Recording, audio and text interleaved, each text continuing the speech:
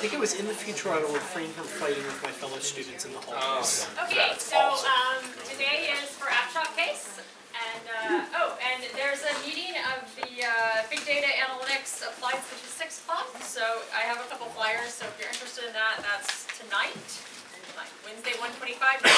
Sorry, next Wednesday. Next Wednesday evening. So feel free to take a flyer on your way out. Okay, and so AppShop case, did you like it? Just let me get a sense. So it's okay? Okay, and I hope you saw that the connection to what we've been doing in class is essentially you have some randomness. You've got this savings distribution, but that's kind of like a random variable. So I'm connecting to what we saw in class on discrete random variables. Except instead of estimating the distribution, instead of making you estimate the distribution, the case is giving you what the distribution is. Or I was.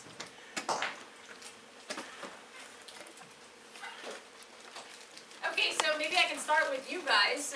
Tell me, what was the case about? Name tag. I accept handwritten.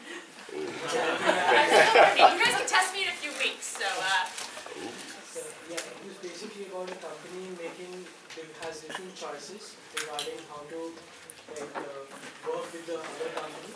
So if there are different returns it can demand from the company, like it can get in this much of amount with this much of additional bonus, or maybe this much of amount, it can go for the bidding process. So it has different investment decisions, and so we have to evaluate which one would be the most in favor of the company based on the probability of this. yeah, so we can structure our contract in different ways. And we want to have an opinion on what's the most advantageous way for us to structure the contract. So at a high level, I think that's what we're asking ourselves. And to be able to answer that question, we want to know what's the value to us of some of these different contract structures. Okay, there were several different alternatives. So there were several different sort of contract structures we could enter into. So why don't you tell me, what were the possibilities? I guess so. One we had was just the straight payment of what was like $155,000 for 24 months. And this was their counteroffer because, of course, the app shops offer they did not accept. And the other option that the client had offered was to have, I think it was $125 per month, and then a bonus contingent on their performance, and that was like a 70% probability. And then if AppShop didn't agree, and this was going to be sold in the market to the big four, I guess as they called it. And then they had that breakdown of what the profit sharing potential would be along with the payments, and then as well as what AppShop would win. I feel like we had winning that would be significantly less. Yeah, so we had three different alternatives. I'll call them the fixed payment plan, the bonus plan, where you didn't know for sure if you were going to get the bonus or not, and the RFP, where you had some kind of share of the savings. RFP. And so we wanted to know, the homework questions basically ask you in sequence to evaluate what was the present value or expected present value of each of these alternatives. We haven't actually talked about decision trees yet, but the case is actually a sort of small decision tree. How many of you have seen decision trees? Okay, so most of you have at least seen these. Otherwise, I'm kind of introducing it for the first time. You didn't have to know decision trees to do the case because I just asked you questions 1, 2, 3 to evaluate each alternative. But if I wanted to look at that in terms of how a decision tree looks, you have to make a decision about which contract you want to enter into. And there's three options. There's a fixed payment option, there's a bonus plan option, and there's an RFP bid with gain sharing. And if you think about the decision tree, this little square is representing something that you have to decide on. So there's the representation for your decision. And we've got these three alternatives, and I'm asking you to evaluate each of the alternatives. So let's go ahead and evaluate the first alternative first. This is these fixed payments, so you're receiving fixed payments every month. And so I'm asking you for present value calculation. I noticed that people were doing it in much different ways. Any way you did it was fine. My intention with the stuff at the beginning of the case was if you didn't want to worry about the sort of finance present value part of it, you didn't have to. But of course, if you did, that was fine. So if you used Excel, that was fine. If you, there's a present value function in Excel. If you use the present value function in Excel, that's fine.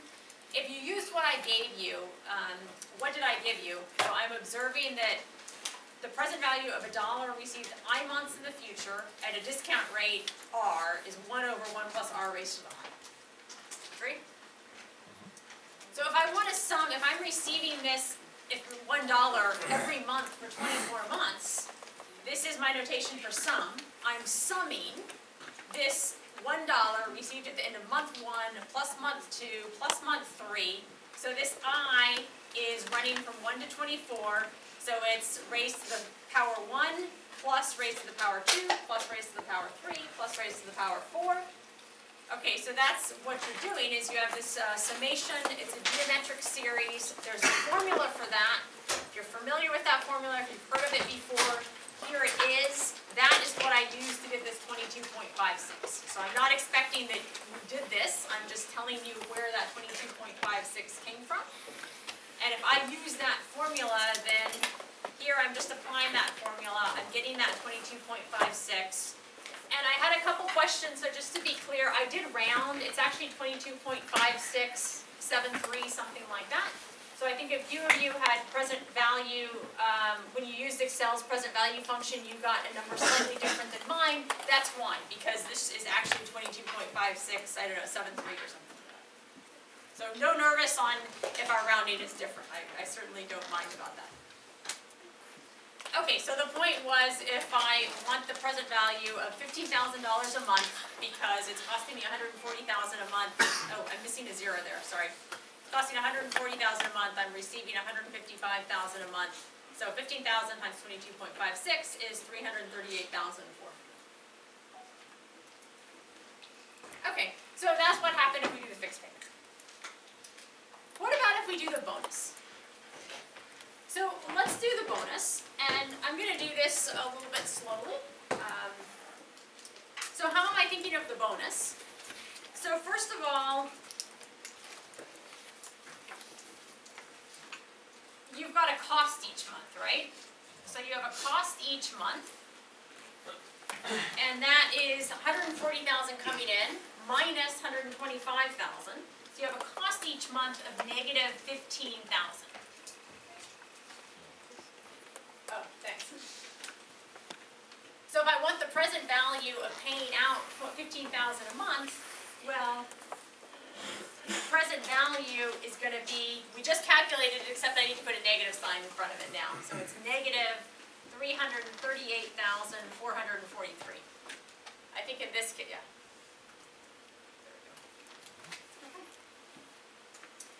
What's the present value of the bonus? The bonus was $1.5 million.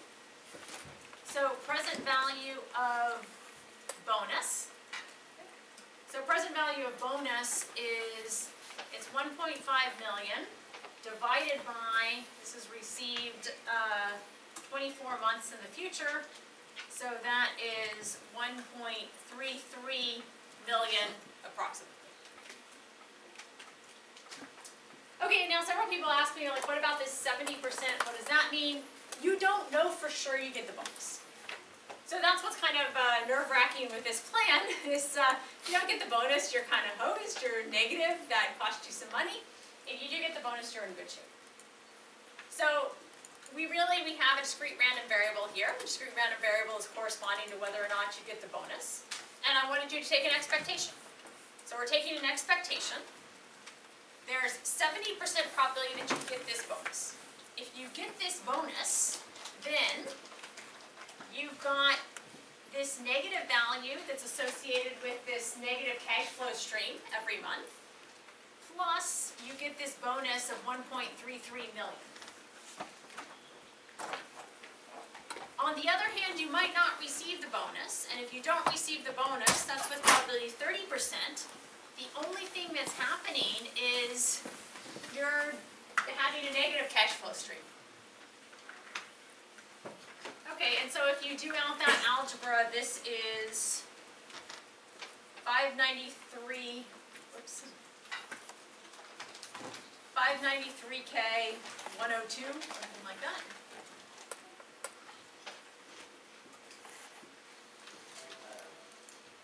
Maybe I need to zoom out just a little bit. Okay, can you still see okay? And let me just make an observation. There were two ways to think about that that are totally equivalent. One is I have a 70% chance of getting the negative cash flow stream and the bonus, a 30% chance of only getting the negative cash flow stream. Or, notice by a little bit of algebra, distributive property, 0.7 plus 0.3 is 1, so this is exactly the same thing as negative 338,443 plus 0.7 times 1.33 million plus 0.3 times 0. So it would have been exactly equivalent to think about this as, I know for sure I'm going to be generating this negative cash flow stream, and then I need to add on the expected present value of this bonus. And it's an expected value because I don't know whether or not I'm going to get it. Is that good?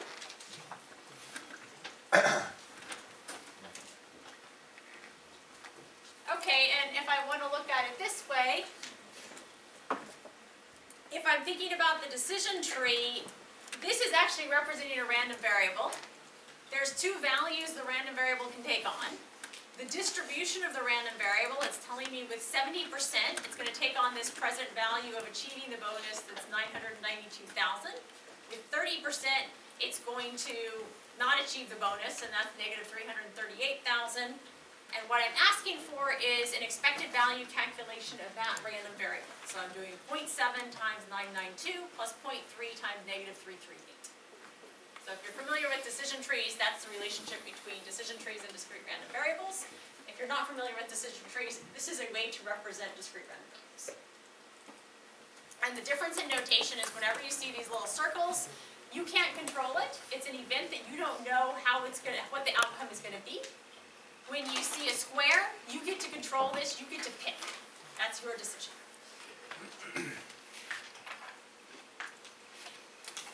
Okay, so before we talk about the RFP bid, let's just pause for a second and you guys tell me, do you prefer the fixed payment or the bonus plan? I struggled with this in question 4, but basically what I said was, you know, kind of coming from a manager's perspective or like a consultant's perspective, it's unacceptable to me that we would ever have a situation where we might actually lose money on a contract. So I would err on the side of being more conservative and take the fixed payment. Okay, so JP, you've got some risk preference here. You're saying I am extremely. I said in my write-up, I am extremely risk averse. I am also, so I sympathize. Any others? When I looked at it, I kind of noticed that the main character in this case had kind of generated the 0.7% on his own, just by kind of on his team. So if he has that level of faith in his team, then I think it's worth going for it. Because he could have easily just said, well, these guys kind of suck. I guess we could. I guess maybe we could go with fixed payment. So the fact that he's ranked it that high, I think indicates that maybe it's worth it. So you're saying maybe it's not, his 70% is actually indicative of the fact that he's just quite confident in his team. And maybe 0.7, like where did that come from? Yeah. Maybe I shouldn't take that as an exact number that I know for absolutely sure that should be 0.7, maybe it should be 0.8. But it's a high faith value. Yes. Perhaps wrongly I took faith in the 30%, 70%, but I sort of agree with JP to the extent that you're, versus the RP bid where you just lose out on the bid altogether, you're actually employing people to work 1,000 hours a month to lose money for 2 years. A 30% chance of that is a pretty big risk. It's a little bit uncomfortable feeling. 30% that you're just going to be paying out money every month. And, yeah, I'm more risky than JP over here. So I thought, even though I'm discounting my expected value by that 70%, I still have a significantly higher final amount. And to me, I'm someone who very much believes in my team, so I think I can definitely get that money back. So you're saying another way to look at this is JP doesn't believe in the people working for him? I didn't say it, but yes.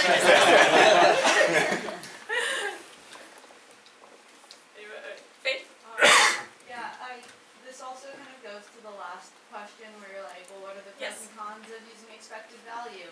And I think it can be like helpful when maybe you're choosing between something like the fixed payment or the gain sharing. But when there's this case that you might just lose a lot of money, expected value is helpful if you're doing it like a lot of times. But this is just, you're doing this thing one time, you got one shot. so your expected value, you'll never get that expected value. Actually, a little bit like the game we played the first day of class. It was different if we were doing it once versus 20 times. Yeah, I actually decided on the same way JP did, just because, again, in consulting, I would not ever accept any possible outcome where you lose money. But the thing I struggled with was this whole decision thing. Like, for me, it would have been more of like, I'm not gonna work with you, because the case states about how they were initially talking about 175,000, Yeah. and the fact that they changed the terms on you, that just set the precedent. So that's the part I struggled with, is like, how are we gonna like choose any of these and tell them it's okay for you to do that to Yeah. us? So there's another option that wasn't exactly in the place, that there's some kind of power play going on in the background. Yeah. And to be clear, all of these answers are right. What I was looking for you to get at in question 4 is, you can't just make a decision based on expected value. The expected value tells you something, right? It tells you that, like, you know, actually, in a way, this alternative is looking quite a bit better than this alternative. However, it's not telling you anything about risk. It's not telling you anything about that, you know, in this alternative, even if I go with Adam, that 0.7 and 0.3 are like, these numbers might not be exactly correct, because I'd make some guesses at them. Whatever they are, we know there's a non-zero chance of not getting that bonus. And I think the ultimate question is are you feeling comfortable with having a non-zero chance of a negative revenue stream, or are you not feeling comfortable with that?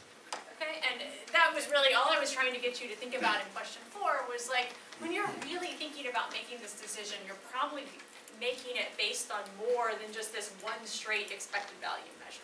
And what else is important? And that, of course, comes up in the RFP too. It's just that I think it comes up very already just from looking at these 2 different alternatives. Yes, again?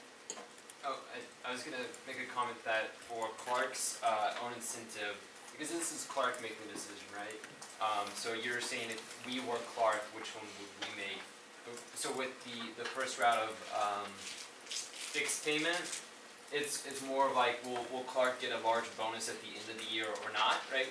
For the last paragraph of the case. But if you were to if you were to roll the dice and do the bonus plan, it's more like his job is on the line. It's not so much about compensation and his own personal, but it's if after 2 years he loses money, then he gets fired, and after 2 years and he wins out and the dice land on the right numbers, then he gets a promotion. So are you wanting us to, in these cases, in this one and in future ones, take it as a perspective of mathematics or risk aversion, or how do you want us to approach these?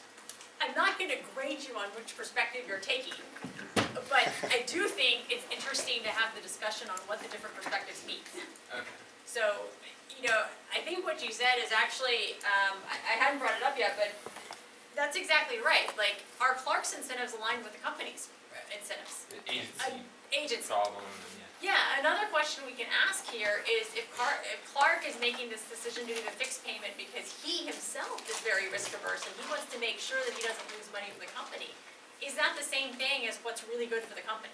And the case didn't actually ask you to think about that, but I think it's a perfectly good thing to be thinking about. Yeah. And in terms of like, I don't want you to take any one particular perspective, I just want you to be aware of the fact that there are multiple perspectives and what the different perspectives mean. Isn't it largely dependent on the business model as well? Because certain business models, I think some people kind of hit on it, was if they have a bunch of these bids coming in, then what you're going to do is you want to go to the RFP so that you have the odds. Because if you can hit 45% of the time, 10 times, those numbers, that's where you want to be. That's how a lot of business models are based upon, something like that. I totally agree. Yeah, I thought one thing they didn't specify, which is sort of to Garrett's point, is the opportunity. Even though there's a 55% chance of not getting the bid, you could then employ those people on a different project and gain revenue there. So the risk in the second option with the bonus, there was no opportunity for you, like if it goes the wrong way, there is no way to re-employ those people because you're stuck in a contract losing money. Yeah, that's a really good observation, which makes the RFP bid more attractive. Because at least if you don't get it, you can do something else. And the case didn't give you any context in terms of what the company's other opportunities are. And probably exactly like you said, Joe, if I was thinking about this in real life, I'm not thinking about an isolation of like this one particular thing, right? I've probably got a lot of possibilities on my plate and I'm evaluating how this looks. Like maybe I've got 10 RFP bids out. And if I've got 10 RFP bids out and I'm thinking I'm pretty confident of getting one, that's actually looking maybe a bit better. Yeah, so there's a lot of things that could be going on in the background that the case didn't actually tell you, but it's good for us to sort of know in our positioning. Okay, so then let's do, but still, regardless, to be able to evaluate this decision, we would want to know what is this RFP bid with gain sharing looking like to us, right? So let's go ahead and evaluate what's the expected present value of this RFP bid with gain sharing. Because that's some interesting information for us. Okay, and what you have, this is actually very much like the pension problem, and I know I was a little bit fast on the pension problem last time, so I decided that going over this is going to sort of substitute for me going over the pension problem, but I'll also try to end a little bit early, so if you want to ask me questions about that, I can be around and we can talk more about that. Does that seem like a fair way to handle it? I just didn't want to do something different than what I told you last time. Okay, so next up, this is discrete distribution for the savings, but the problem is we want to translate this to what it means for the winning bid. Okay, so I can think about this. If I have 3.2 million in savings, what I care about is what does that mean for me? Let's assume optimistically that I've gotten the bid. So right now, let's pretend we've won the bid, okay? We've won the bid, and we're thinking about, assuming we've won the bid, what's the expected present value of what this bid means to me? And if it's 3.2 million in savings, I can go over to this table and I say, okay, so savings is less than 4 million, I don't get anything. Well, it's not quite true I don't get anything because I was getting a profit of $10,000 a month. So I don't get anything in terms of the winning bidder's share of the savings, but I did have this profit stream coming in that was $10,000 a month, and so I multiplied that by my 22.56. Okay, on the other hand, I could have 5.6 million in savings, and if I have 5.6 million in savings, I go over to this table and I say, okay, so 20% of the excess above 4 million. So 5.6 minus 4, that's my excess above 4 million. I'm multiplying by 0.2, and I'm discounting. And I'm adding to the present value of this $10,000 a month revenue stream. The $10,000 a month revenue stream, wasn't there only a 45% chance of winning at $150,000? Correct, and I'm saying, assuming that we've won the bid, so right now I'm in the situation, assuming I've won the bid, there are 3 different things that can happen. Oh, so you want to multiply 45% by the $10,000 a month present value? I will eventually, but not yet. Oh. So right now, I'm just saying, let's assume I've won the bid, and assuming I've won the bid, what is the expected present value? So pretend you've won the bid, and let's make this calculation, and then let's talk about what to do with the 0.45. And just in terms of the homework, I realized that we hadn't actually gone over in class like 2 different random variables, or 2 different sources of randomness. So I'm accepting both answers of, as long as you were clear, if you told me, assuming I won the bid, this is what it means to me, or if you told me, including the 45%, this is the expected value of this entire option, both of those answers in terms of your grade are fine. Okay, because I figured that was the only fair way to do it. Okay. But that means the other thing we're doing here is we get to learn how do I combine those 2 different sources of answer. Okay, and then the last thing is if I had the 12.8 million savings, so now it was, I'm going over the table, I'm saying greater than 8 million, I got 1.2 million plus 60% of the excess. So my numerator is the 1.2 million plus 60% of the excess, I'm discounting, and I'm getting, assuming I win the bid, I get that way.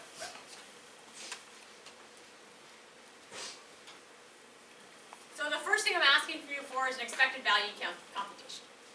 So I'm asking you for, assuming I win the bid, what's the expected present value of this? And remember, this is a savings distribution. I don't care about the savings, I care about the winning bidder's share.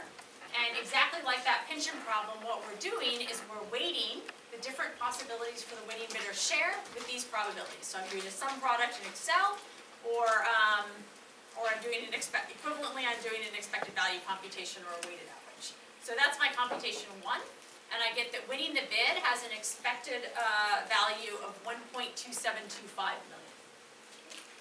And if you want to think about decision tree notation, it's common to put this expected value sort of right by any circles you see.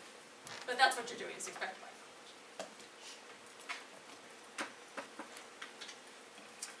And the second computation is I'm actually asking you to do another expected value computation. And so the other expected value computation, and this is what we hadn't talked about, so this is why I'm happy whichever answer you gave me. The other expected value computation is, well, okay, I may or may not win the bid, how do I handle that? Well, with 0.5 probability, I'm going to win the bid and it's worth this much to me.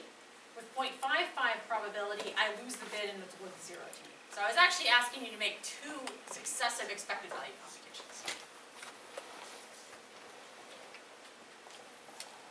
Okay, and so this is RFP bid with gain sharing, which is 0.573 million, and I could ask you the question again, which alternative do you prefer? I think we discussed it pretty well.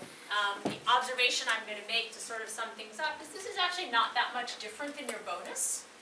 So I'm going to guess that if you want to include risk at all, even though this expected value is a little bit lower than the bonus, we know for sure that we're not going to have a negative revenue stream, and that probably means something.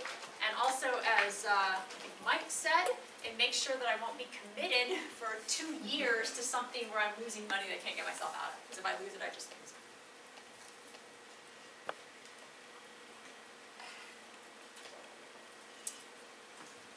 And one more discussion question here. There's not a right or wrong answer. I'm curious what you think. If I look at these probabilities here, and I look at these probabilities here, is it like flipping 2 coins? Is it like whether or not I win the bid is independent, doesn't have any influence on how much my savings will be? Or is it that, somehow this is sort of dependent on this? I would say you don't even get to this stage unless you get a heads or a positive on the coin flip of whether you win the bid. So this would be dependent on that, but that would be independent of the bid. So, okay, so let me say, I'm going to summarize what you said, Joe, because it's actually, it's consistent with what everybody else is saying. It's just not quite. So the way I've structured this, right, is with 0.45 probability I win the bid, and then dependent on me winning the bid, these are the probabilities of the savings. So the way the decision tree structures this, these probabilities can absolutely be dependent on whether or not you win the bid. So it could be that if I win the bid, the savings distribution is going to look like this. If I didn't win the bid, my competitor, who's clearly worse than me, is going to have like a 0.005 chance of 12.8 million savings. So it would be possible to save that. It's not actually clear to me that they should be, it should be dependent like that. I would say what you guys said, I would say it's independent. However, the case didn't tell us anything about that. My point here is just to have a discussion about it and to observe that in the tree structure is perfectly fine with these probabilities being informed by the fact that you won the bid. And now we can have a philosophical discussion on whether or not they're actually informed by it, but the tree structure, it could be. That's the point I wanted to make. And the case didn't tell us. The other point I wanted to make, and I want to kind of lead in a little bit to Monday's lecture, is I want to talk a little bit more about conditioning and independence and what it means. And so I wanted to mention this notion, and I also wanted to mention that you told me independent. Maybe you told me independent because you had the slides. I didn't think about that until now. What does independent mean? Independent basically means you can multiply probabilities. Okay? And so I wanted to think about this. If I tried to put this in the notation of random variables, and I tell you 2 random variables are independent, what does that mean? So if you think about the notation we were using in class last time, the way that relates to the case is I have two random variables. One random variable is telling me whether or not I won the bid. One random variable is telling me what is the amount of savings I'm going to get. And what I'm actually interested in, actually I think I'd rather not explain this. This is kind of what I want to say. So if these two random variables are independent, and I want to take this expected value of x times y, because x times y is this, right? X times y, this coin flip of whether or not I won the bid, times the amount of savings I get, that's exactly telling me what my RFP bid with gain sharing is. So in this third volume, this third table, all I did was say, okay, so if I multiply these two things together, you can see there's three possibilities. I win the bid, and these are the different present values of the savings, or I don't. If the things are independent, then I get to say that the expected value of x times y is exactly equal to this expected value of x times the expected value of y. And you can see that because 0.45 times 1.2725, that's, I can think about that as expected value of x times expected value of y. If they're not independent, this guy is really, it's not an expected value of y, it's expected value of y dependent given the information that I actually won the bid. And somebody said that like, oh wait, you're assuming you won the bid there, and that's exactly why it's what you said is correct. So the decision tree observes that structure. However, if I know there's something that's independent, whenever I have two random variables that are independent, I can just multiply their expectations. And I'll say a little bit more about that in class on Monday. I just thought, let's get our heads thinking about it and try to think about what does this conditioning concept mean, and what did it mean for this case, or did it come up?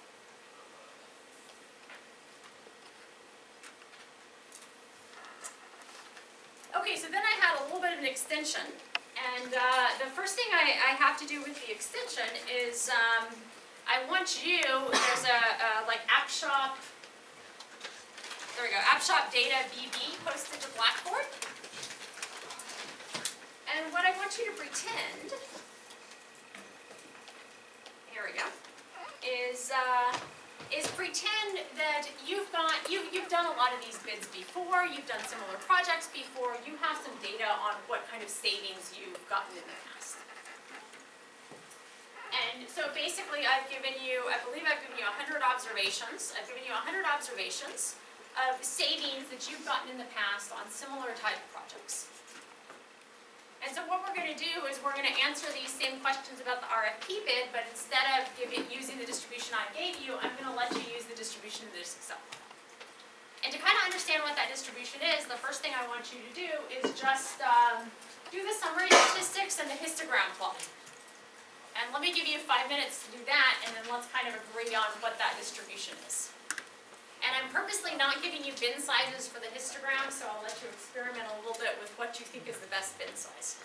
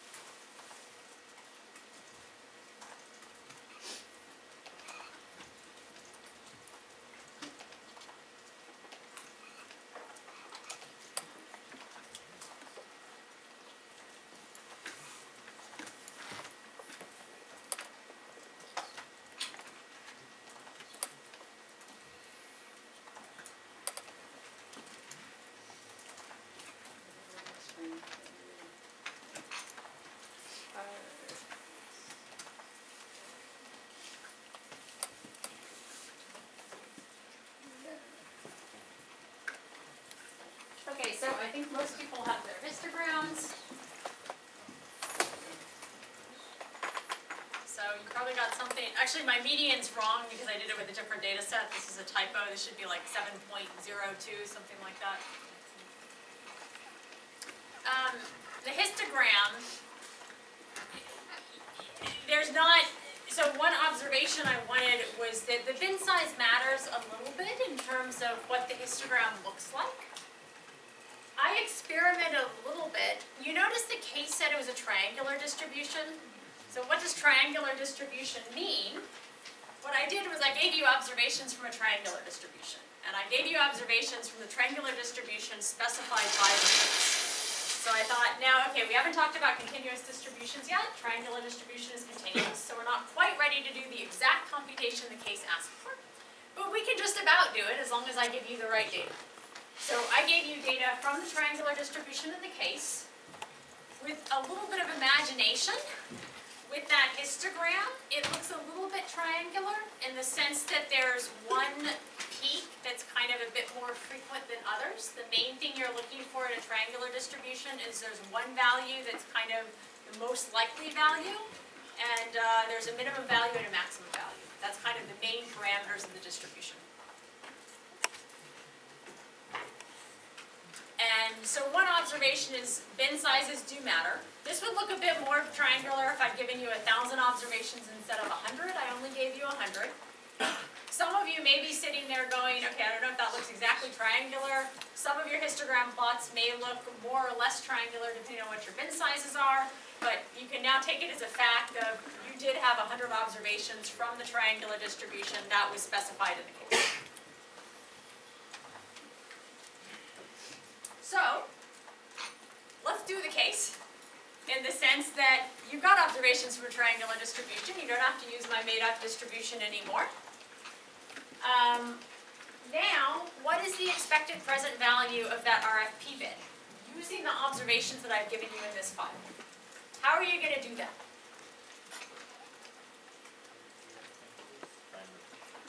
First start by finding the associated bonuses with each savings. Keep going, Balaji. Okay, and then look at do the Present value? Yeah, present value, and then we have to do the cumulative Yeah. distribution function. So there's two steps here, right? You've got all the observations. Each observation you can translate into a winning bidder's share.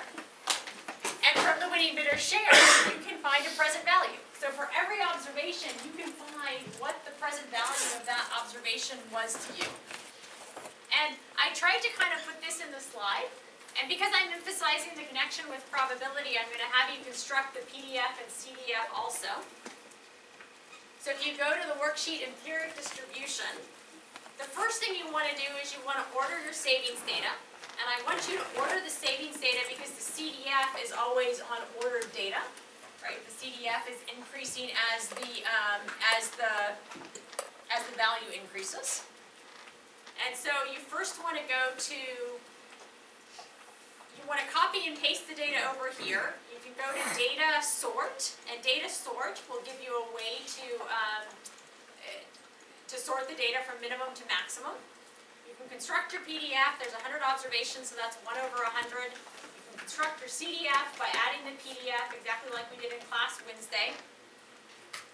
And over here, you can construct your winning bidder's share based on the table and your present value of the winning bidder's share. So I've given you the formula. This is cell F2. You want to make sure you agree with my formula, but basically cell F2 is here, calculating the winner's bidder's share. I'm suggesting that you go over to this table and you say, hey, if this savings that I observe is greater than 8 million, I should be in this row of the table. Otherwise, if it's not greater than 8 million and it's greater than 6 million, so here we go here, this is a nested if, so it's greater than 6 but it's less than 8, I'm in this next row of the table. And otherwise, if it's greater than 4 but not greater than 6, I'm in this row of the table, and otherwise it's just 0. So this is giving you a nested if statement that represents this table.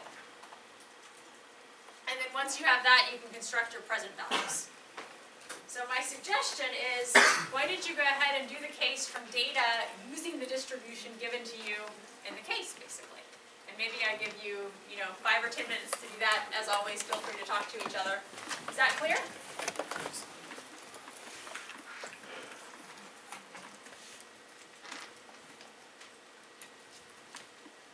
If you need me to help you get started, feel free to raise a hand.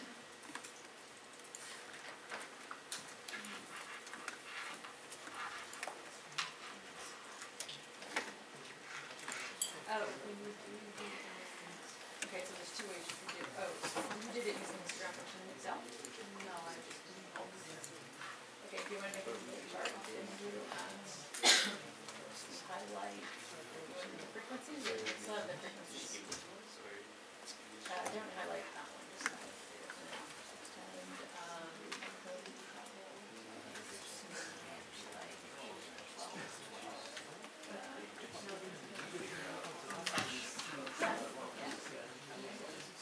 You're not, what you do, I'm not going to do a chart one, but highlight data series, and right click. Select data.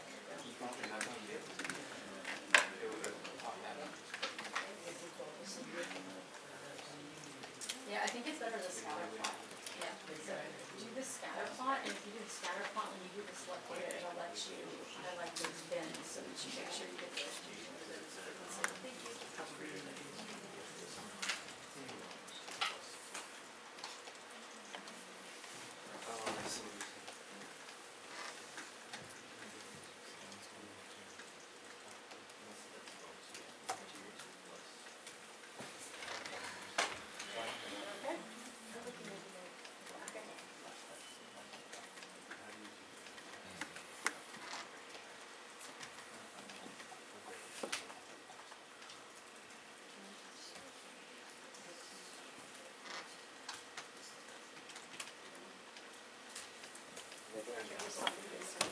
You just have a die roll chart, right? And since each die had probably 1/6 of curves.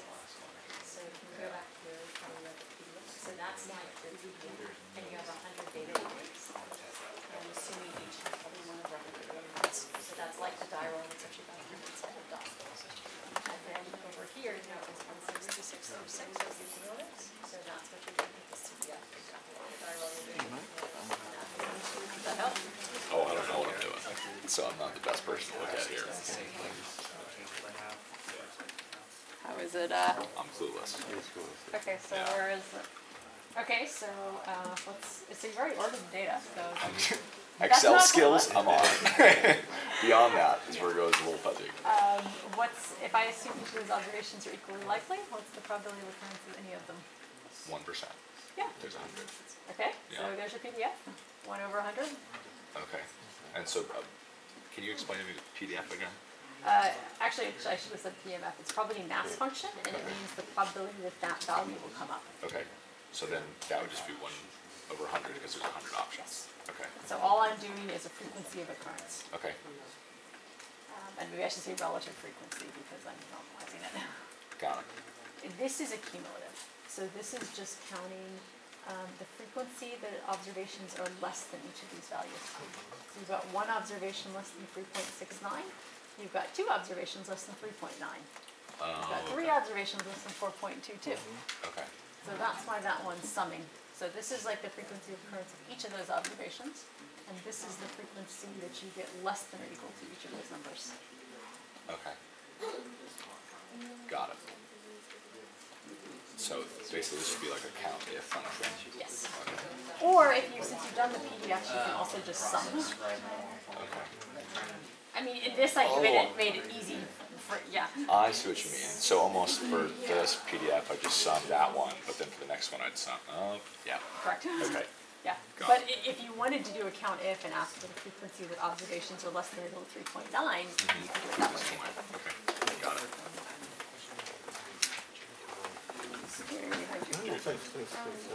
Yeah, I'm good. Please do this select a few times now. Yeah, so I'm just gonna copy these little PDFs down all the way to the bottom. Actually, at this point, I would say let me spell one for you. So for this one, The data. I only do that. But then for this Yeah, bad boy, yeah. Can you actually do select all of it and then. Yeah. So, I know for this one, I want to add those two together. Oh, I see those two. Oh, you do the next one. And then this is where it's 30,000 here. Oh wait, no, I need this to be better so I can plug it in. So like,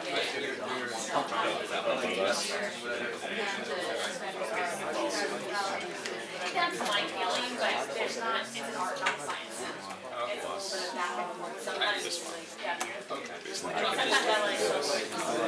you have to get the chart out, you have to down there. And that will calculate the whole, that same process over and over again? Correct. Oh, okay. Yeah, so it'll move with, just so it's like 2 times better. Yeah, I should not say that, that's a lot of time. Yeah, definitely want to avoid that. Work smarter, not harder, right? Yes. Yeah, so see how it counts as that each time? Oh my God, yeah. Wow. Yeah. And you know, that's the art that you're saying about being able to follow through on this and watch it, because the Excel is following the cells and really It's tricky, yeah. It's a tricky Oh, but art. once you get it, Once you get it. Excel's a beautiful thing. Okay, yes, Yeah. yeah, and I love it to the fact that I know I want to learn more about it, and it's like you say, it's an art, but yet once you understand it, it becomes something else. Definitely. Yeah. The things you're able to do. Yeah, it's a tool. That's the word I want to use.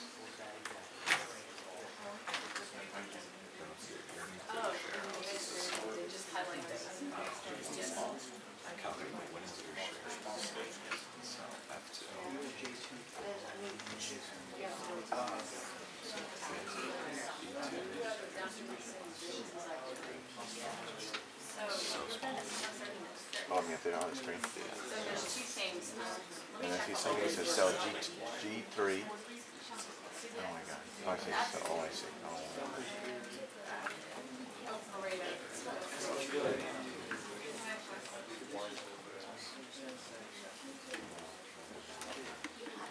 Okay.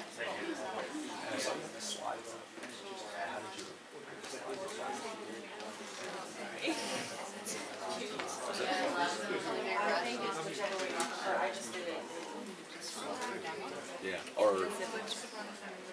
oh, this one. Yeah. Oh God, it's just a PDF. Threw me off. Gracias.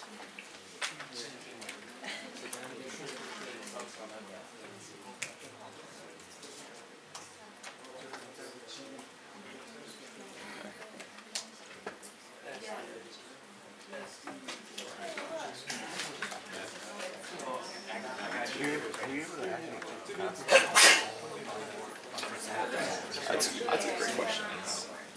It's PDF, so it's always good exciting.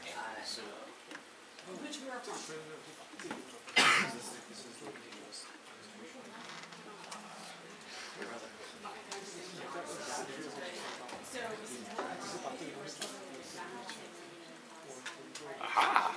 No way. Yeah, done deal. Killed it there, man. Okay. So then. What a man, because all of a sudden, all the work and all the money. Yeah, absolutely. Let's see if I can take this man all the way down.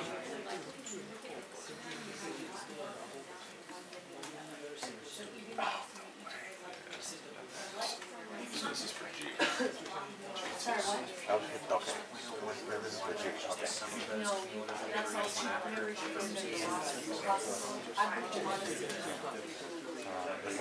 Winning.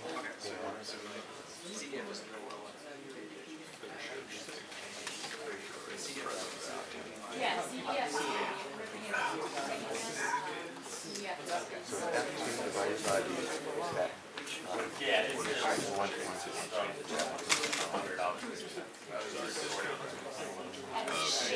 Wow. Yeah, right. So that's better really quickly.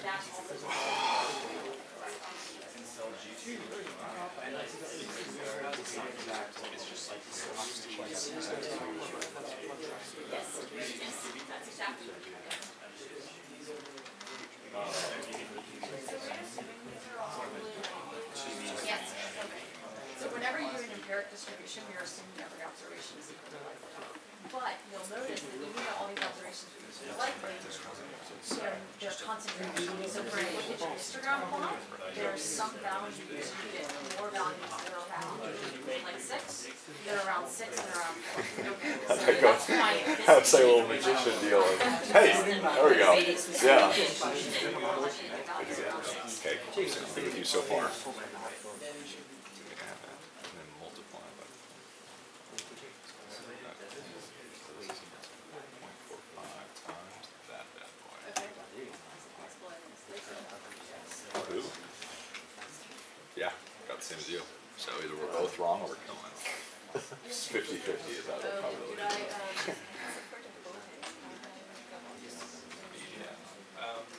Looking at you, look up.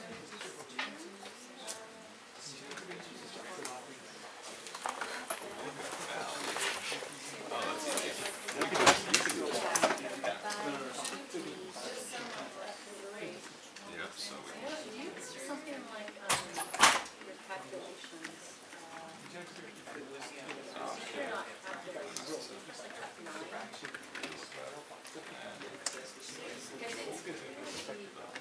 This number's not the same as this number. Somewhere else where. So let's say you probably want to buy 500, less than cumulative, Yeah.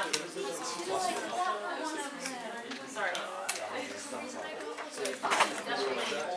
Because there's no way that F4 is the same value as F1, so there's actually, oh, that's obviously somehow.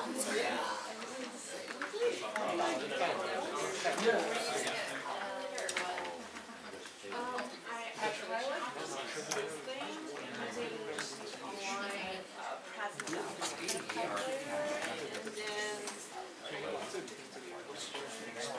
maybe it's just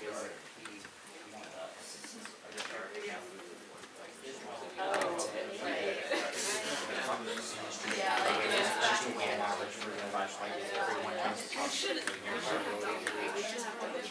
Do you miss the mouse?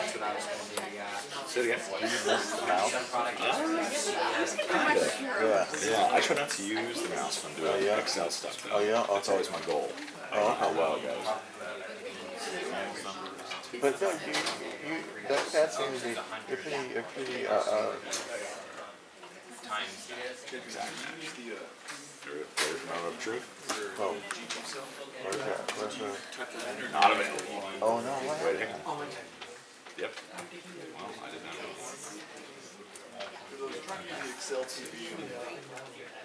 What are you talking about? Yeah.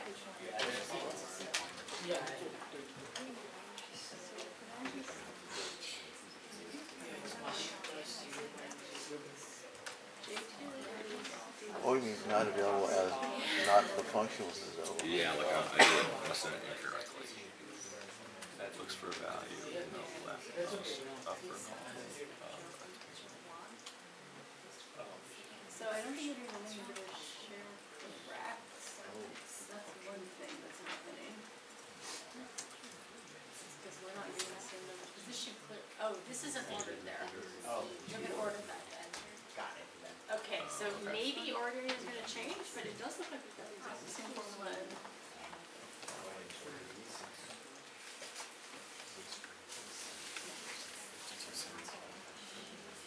So I kinda wanna like, start, but if there's still problems, then maybe after class I can.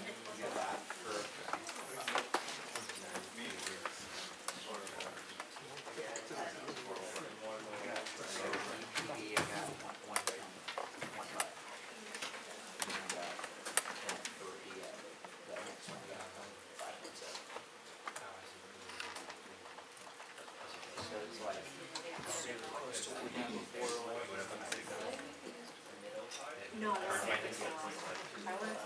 Okay, so is this a good time to talk about it? So what happens when we do this with data? So you have your ordered savings data, so this is the saving observation in order.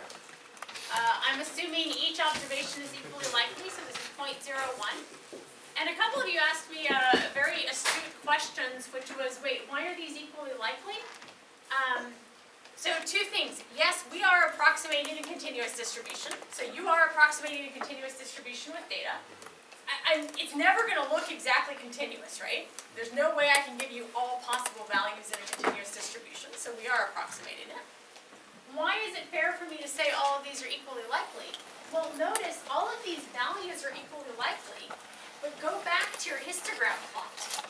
And if you go back to your histogram plot, just because I'm saying all of those values are equally likely, it doesn't mean that some values don't come up more often than others, right? So there's a lot of values that are close to 6, for example, in the frequency calculation. So I'm putting 1/100th probability on like 6.01, on 6.23, on 5.98. So that's why what I'm doing there is not inconsistent with this triangular distribution that I'm claiming to you right now with a bit of a hand wave, because we haven't really done continuous distributions, that I'm claiming to you has some values that are coming out more than others.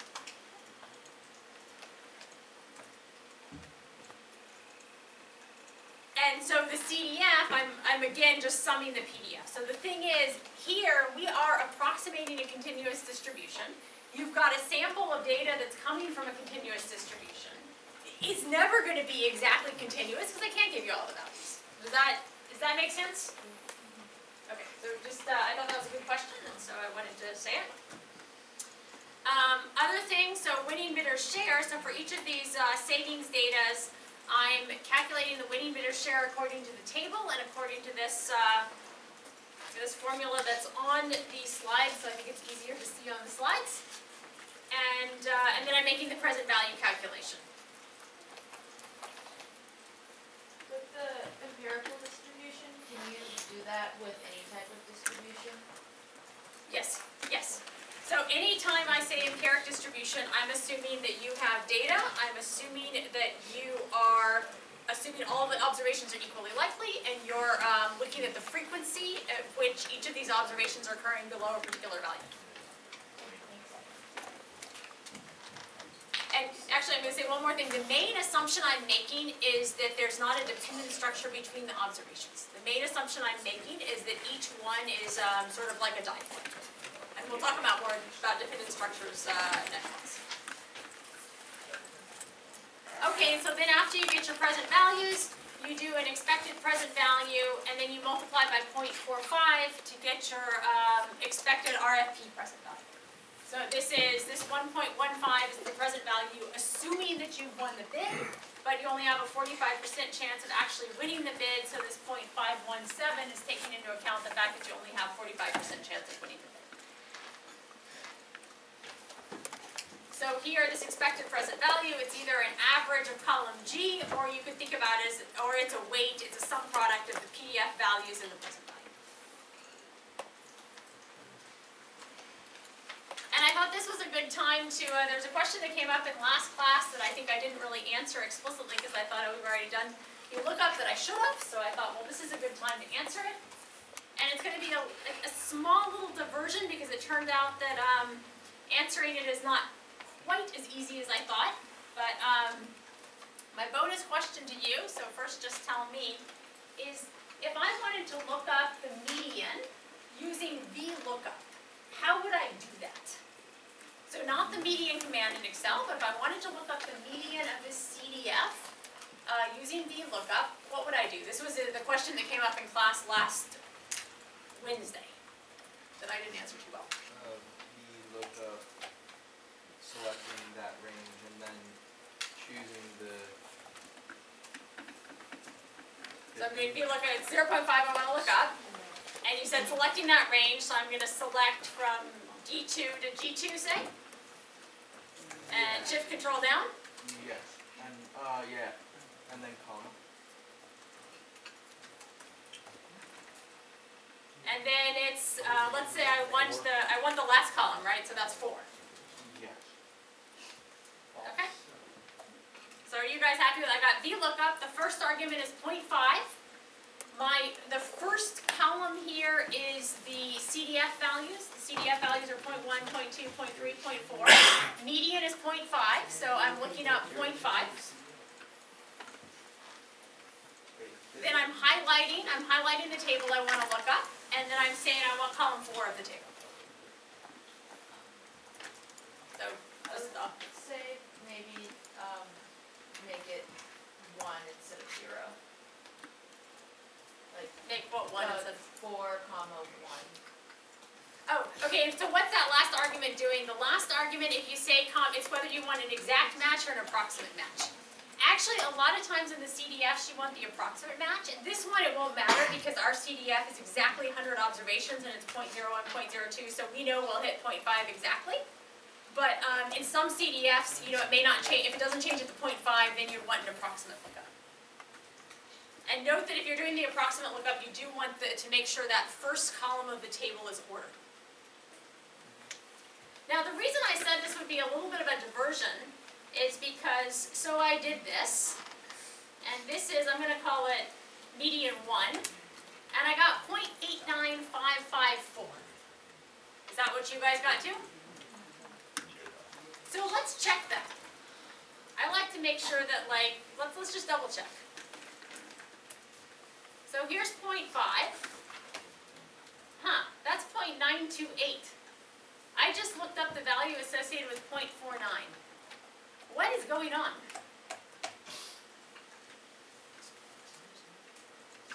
Did you put approximate on? Okay, I did put approximate on. So for example, if I do 0.51, I get the right answer. Okay, so this is one way to solve this, is just notice I put approximate, so be a little bit careful. But come on, this should have looked up. Let me show you something else. So I'm going to do a little bit of a side diversion because I think it's an interesting issue that potentially could come up in your Excel life. 0.05, that gives me exactly the right answer. I don't have to do any 0.052. And let me show you something else that I thought was even more interesting. So let me do 0.17. Okay, so I've got 0.17, I'm looking at 0.17. 0.17, here's 0.17. Here's my VLOOKUP. Do I need to make this larger so you can see it? Mm-hmm. Thank you.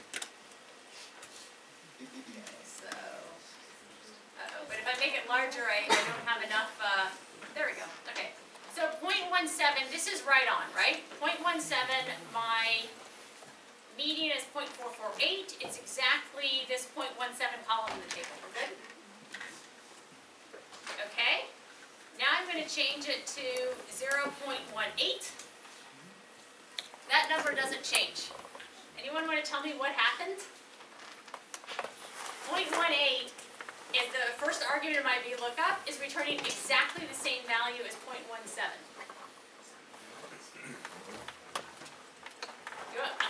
A hint is, here's how we can fix it. So 0.0, so what I'm going to do is I'm going to enter in the arguments of my CDF function by hand, just 0.01, 0.02, and I'm not going to add anything. Oh, it's a formula, right? It's a precision thing. Ultimately, I was adding floating point numbers. So first let me show you how that this fixes it. So let's try the median 2, and let's do VLOOKUP. So this is the exact same thing, and I'm going to do 0.18, comma, and I'll highlight this new column. And now it's going to be 3, right? Okay, so now it's looking 0.18 up correctly. Here, it's not looking 0.18 up correctly. So I fixed it by not summing things, but by just hand putting in those CDF values. Okay, so what's going on? So this is a precision. So ultimately, over here, I'm adding floating point numbers. And if you want to put out a lot of decimal points, so let's just put out a lot of decimal points in this column. Oh boy. And let's go down. Okay, and if you observe, I've got this mysterious 1 out way off to the right of my decimal. And why the heck should that have happened? Because I'm adding 0.01. So I think I'm doing something very innocuous. I did this for myself yesterday to just make sure that I could say, okay, I know I didn't answer this VLOOKUP function in class well yesterday, let's do it. I got the wrong answer and I'm like, crap, what's going on? So I thought, well, maybe this is an interesting little diversion. What's happening is you have to be a little bit careful when you're adding floating point numbers, even though this is really innocuous. Some of your computers are not going to do this at all. I think what happened for me, I have a 32-bit Excel installed on a 64-bit machine, so I think the way it's converting back and forth is what's giving me problems. The only reason I'm pointing this out is because it may happen to you at some point in Excel. I thought it was pretty innocuous, the computations I was doing, but you do have to be aware of things when you're working with floating point numbers. So is it truncating? Okay, it's not truncating, and that's sort of the problem. It's doing some conversion back and forth when it does the adding. And if you go to Excel options, there's an Excel option that you can check that forces the precision to be exactly what is in the cell. And if you check that option, then if it says 0.04 in the cell, it's exactly 0.04. It says, oh, exactly. I usually work without that option checked because I'm operating under the assumption that what I see in my cell is not necessarily the full precision of the number, and I'm expecting that I can work with that option. Okay, yes. But that would fix this particular problem. Whether you want to work with that in general, I think is a separate question. Okay. But I thought it was an interesting enough little, I'll say oddity that came up that it was worth sort of pointing out and saying something about.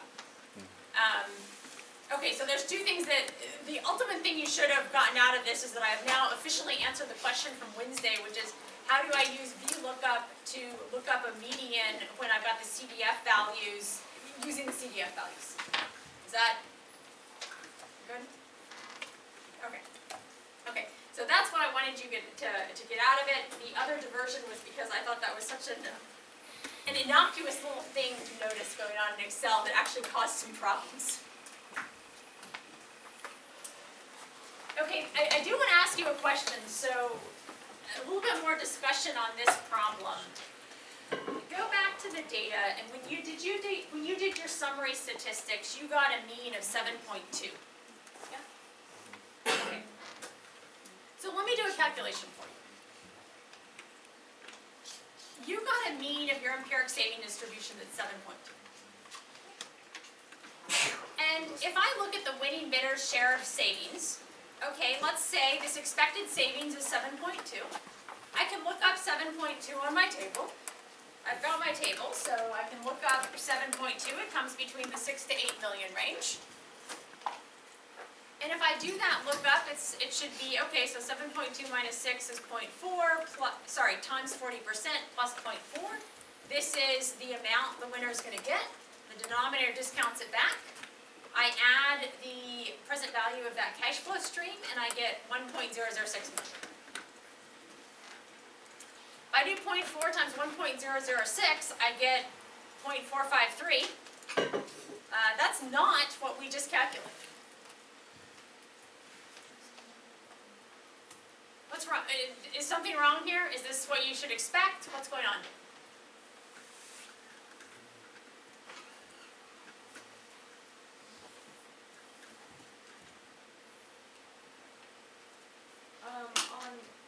This might be totally wrong, but on this data tab, I don't know. The logic? Is it because the mean and the expected value are calculated differently? Warm. I was gonna say, like, when you make your histogram thing, the PDF for each bin is like different than, a little different from each other. Warm, but so let me let's just think a little bit about these two different computations. Where's my laptop?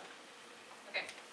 If we think about these two different computations, what I just did on the slide was the first thing I did was I took the mean or the expected value or the average, all being the same, of the savings data, and I converted the mean or the average or the expected value, they're all the same thing, of the savings data using the table in my case.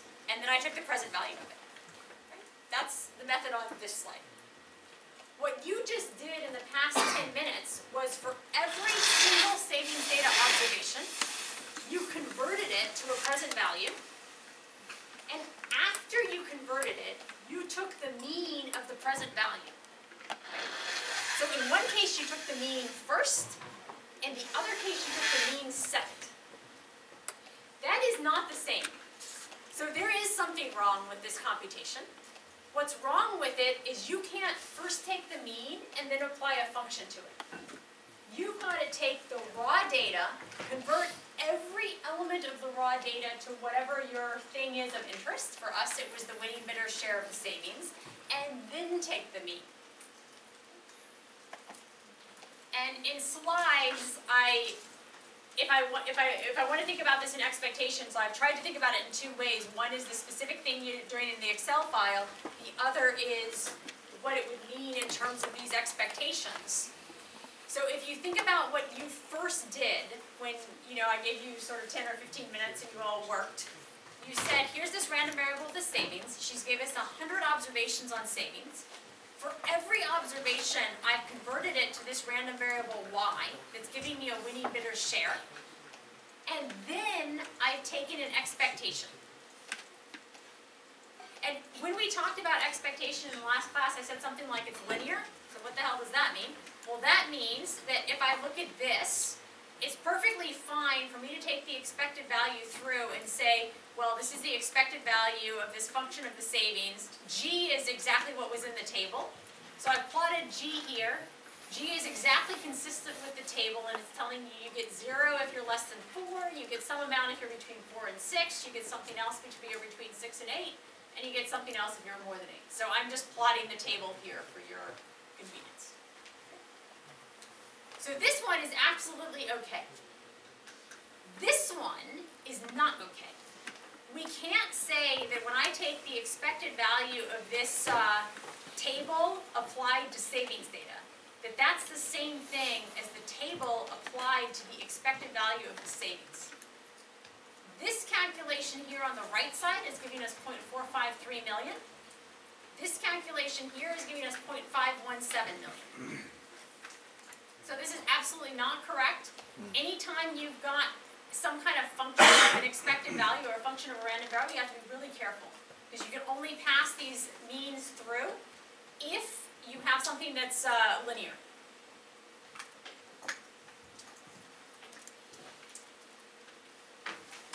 And we actually know a little bit more. So not only do we know that they're different, we know that this one should be higher than this one. So if you do this one, you're actually making an underestimation of your profits.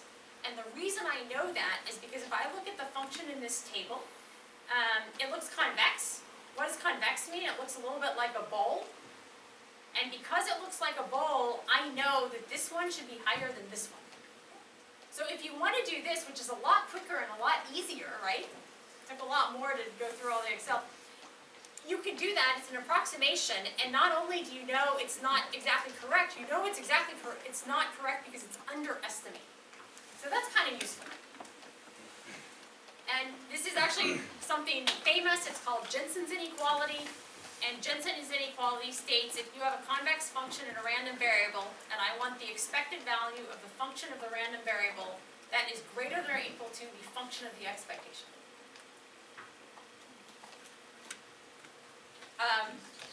I have a memory trick for that. You may or may not like it, so if this helps you, go for it. If it doesn't help you, pretend I never said it. My memory trick is that variance is always positive.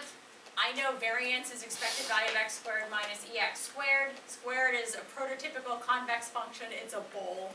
Square looks like a bowl. There's no way around it. And so I know if variance has to be positive, this inequality has to go this way, because here the square is inside the expectation, here the square is outside the expectation. How many of you are interested in Monte Carlo simulation or have heard of it or something? So I hope I'm seeing some of you next semester. This is the entire reason you use Monte Carlo simulation, right? If you could just estimate the expected value of something and apply to a function to it and that was good, you're fine. The main reason you want Monte Carlo is because you actually can't do that. You got to go through this rigmarole we just did, which is x can take on a whole bunch of values, I need to first translate each value of X to whatever it is I'm interested in this case, winning bidder's share of the savings, and then I need to do the means. Okay, and it works in reverse. If you have the negative of a convex function, you have a concave function, and then equality goes the other way. So take that for your information. The last thing I wanted to end on is just to kind of tell you what's coming up for next week. Savings distribution in the case was triangular. Triangular distributions, they're parameterized by three things. I don't expect you to know this, we haven't gotten into it. There's a most likely value, a minimum value, and a maximum value. In the case, it told you the most likely value was 5.6, the minimum value is 3.2, the maximum value is 12.8. And I'll just point out that there's a formula for the mean of a triangular. It matches what we calculated in Excel. If you were worried that I may or may not have given you data from the correct distribution, at least you have a little bit of something to convince yourself that I did give you data from the correct distribution in the case. Otherwise, I'm kind of motivating what's coming up for next week. There's two things coming up for next week. One is I mentioned something about conditioning and independence, and what does that mean? That's one thing we'll talk about. The second thing we'll talk about is what are continuous distributions, so that we could actually really do the computation in the case based on this triangular distribution.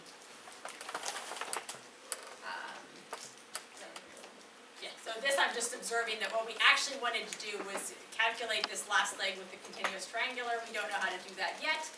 Coming up in 2 lectures, that's actually what we're doing.